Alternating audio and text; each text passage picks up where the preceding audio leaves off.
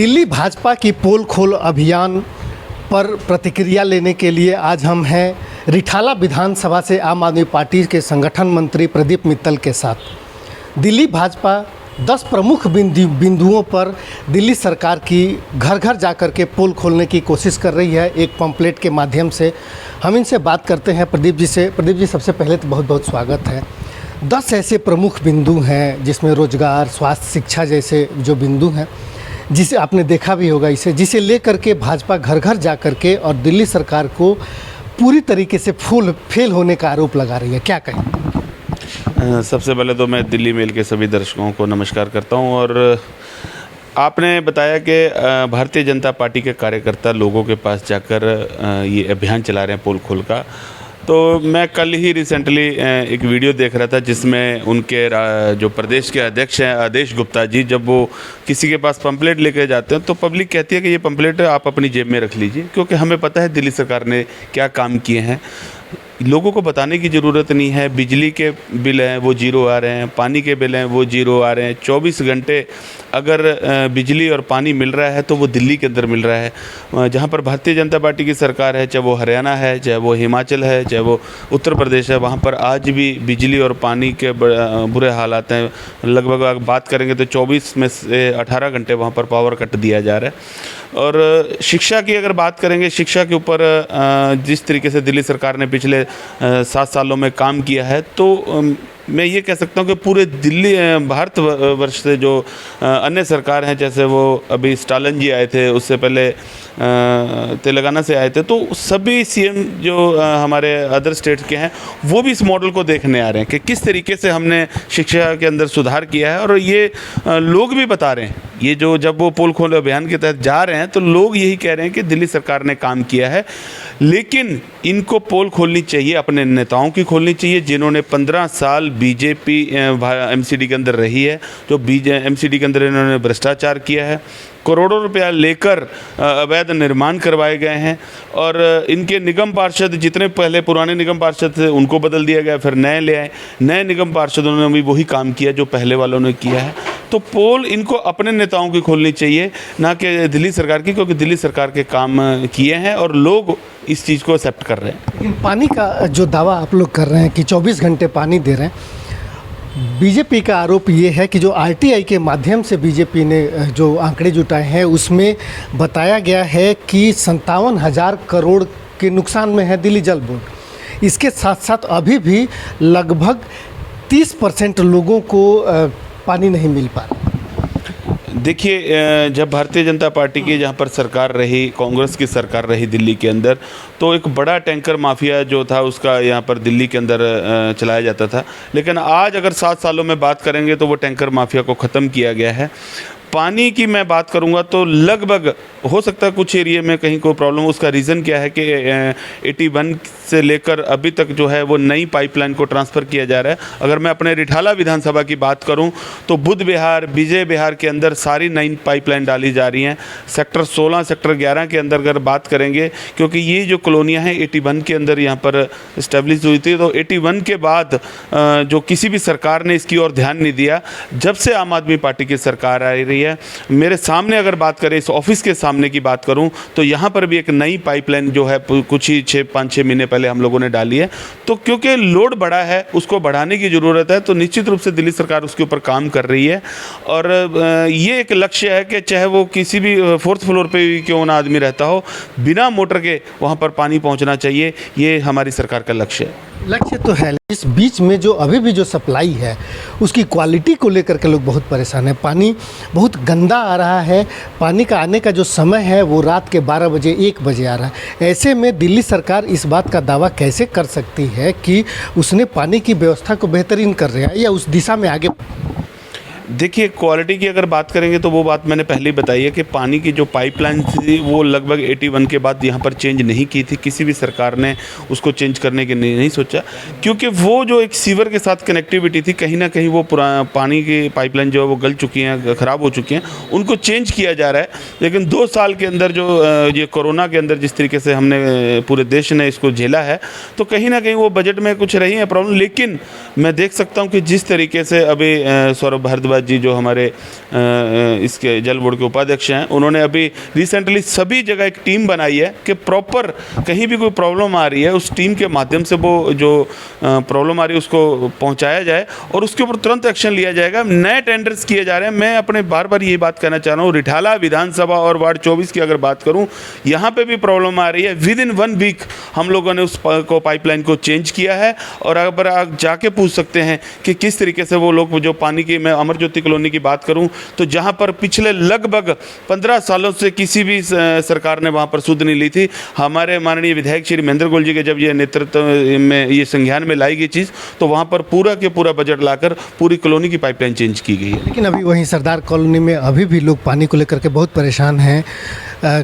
लोगों का ये कहना है कि पूरी रात जगना होता है, गंदे पानी, और पानी में जो है वो पूरा मिट्टी आ रहा होता है, बदबूदार पानी आ रहा है। वहाँ पर तो कुछ देखिए, सरदार कॉलोनी की अगर बात करें तो ये जो आप समस्या बता रहे हैं वो 8 या 9 नंबर गली की है। मैं पर्सनली वहाँ पर गया था, मेरे पास वहाँ पर वीडियोस भी हैं।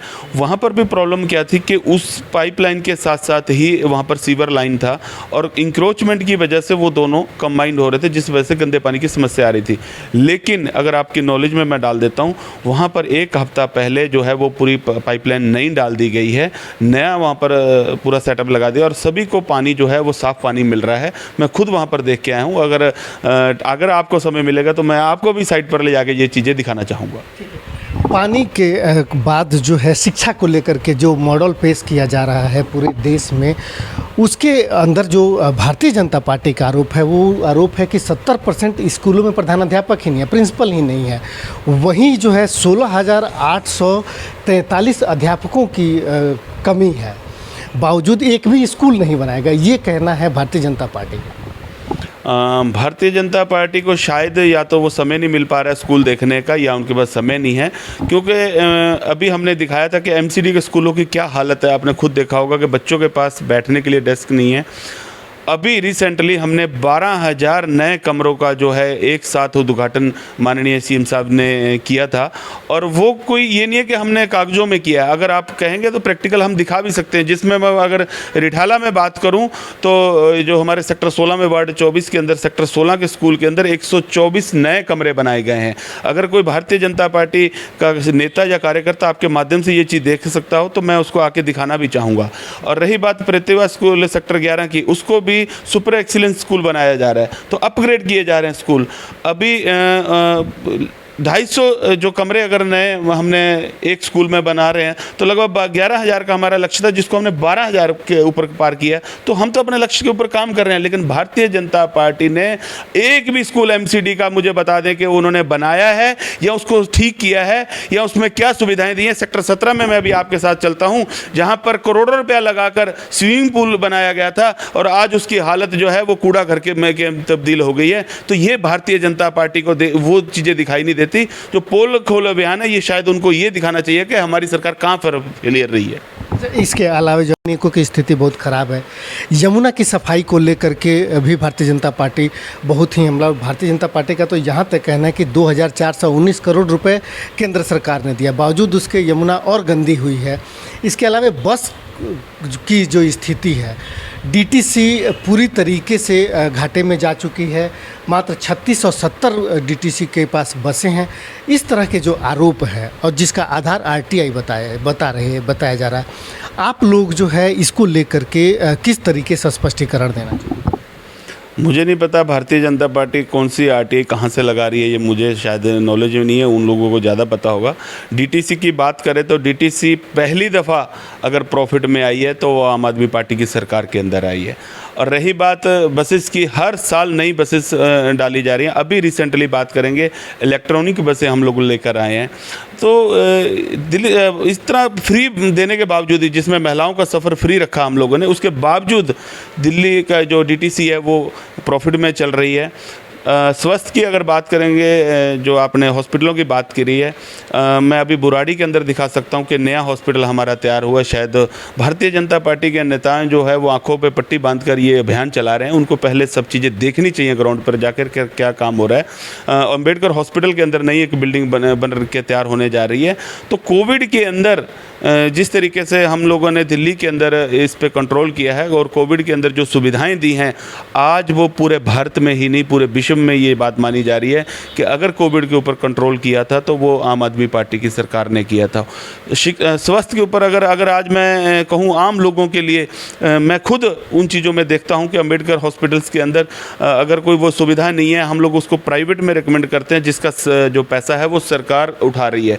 तो वो पैसा कहाँ से आ रहा है, वो कैसे चलाया जा रहा है? लेकिन ये जो गलत फहमियाँ हमेशा से जुमलेबाजी करती है, ये भारतीय जनता पार्टी हमेशा से लोगों को भ्रमित करती आ रही है। आप देखेंगे कि वो पहले इन्होंने शायद 15 लाख रुपए दिए थे, वो भी लोगों के पास पहुंच गए। फिर नया पैकेज डाल दिया जी, 12 लाख रुपए आ रहे हैं। कभी वो कहते हैं इतनी नौकरियां देंगे, रोज़गार देंगे। अरे पकौड़े तल लो, ये कौन सी नौकरियां दे रहे हैं, कौन से रोज़गार दे रहे हैं? क्या कि एक अपना माँ बाप अपने बच्चे को MBA या उसको इंजीनियर बनाता है कि पकौड़े तलने के लिए? ये कौन सी तरफ लेके जा रहे हैं देश को?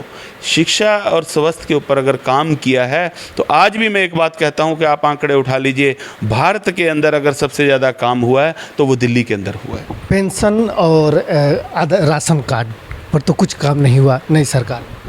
देखिए, राशन कार्ड के ऊपर हमारी सरकार जिस तरीके से डोर स्टेप डिलीवरी लेकर आ रही थी, हमारा लक्ष्य वही था कि जिसको ज़रूरत है उनके घर तक वो राशन पहुंचना चाहिए।